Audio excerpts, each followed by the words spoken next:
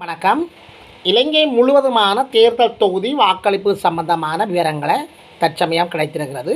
இலங்கை முழுவதும் உள்ள வாக்களிக்க தகுதியான விவரங்கள் தேர்தல் ஆணைக்குழுவினால் இந்த விவரங்கள் வெளியிடப்பட்டிருக்கிறது. தற்சமயம் இந்த செய்தி கிடைத்திருக்கிறது.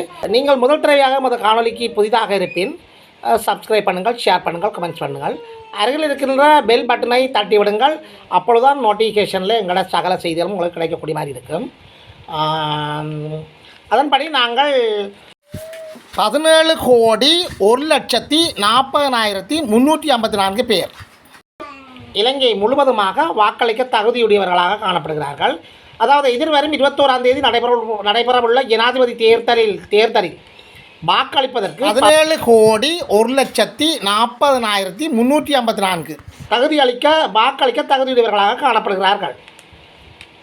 அதன்படி எதிர்வரும் ஜனாதிபதி தேர்தலில் வாக்களிப்பதற்கு கொழும்பு மாவட்டத்திலிருந்து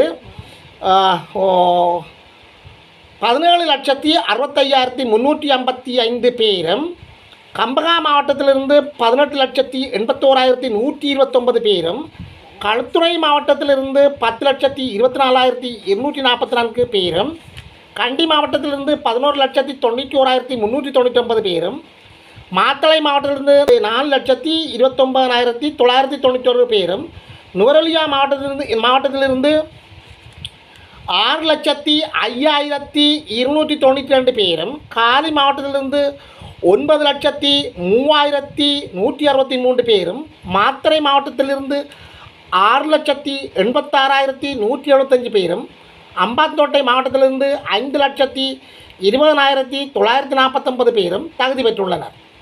இதேவேளை யாழ் மாவட்டத்திலிருந்து 5,93,187 பேரும், வன்னி மாவட்டத்திலிருந்து 3,06,081 பேரும், மட்டக்களப்பு மாவட்டத்திலிருந்து 4,49,686 பேரும், திகாமடுல்ல மாவட்டத்திலிருந்து 5,55,432 பேரும், திருவோணமலை மாவட்டத்திலிருந்து 3,15,925 பேரும், குர்நாகல் மாவட்டத்திலிருந்து 14,17,226 பேரும், புத்தளம் மாவட்டத்திலிருந்து 6,63,673 பேரும், அனுராதபுரம் மாவட்டத்திலிருந்து 7,41,862 பேரும், புலனறுவ மாவட்டத்திலிருந்து 3,51,302 பேரும், பதுளை மாவட்டத்திலிருந்து 7,05,772 பேரும், மொன்றாகலை மாவட்டத்திலிருந்து 3,99,166 பேரும், இரத்தினபுரி மாவட்டத்திலிருந்து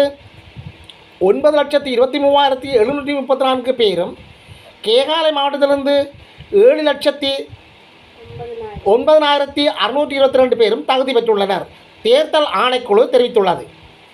அதாவது மொத்தமாக 17,01,40,354 பேர் வாக்களிக்க தகுதி பெற்றுள்ளனர் என தேர்தல் ஆணையகம் கருத்து வெளியிட்டுள்ளது.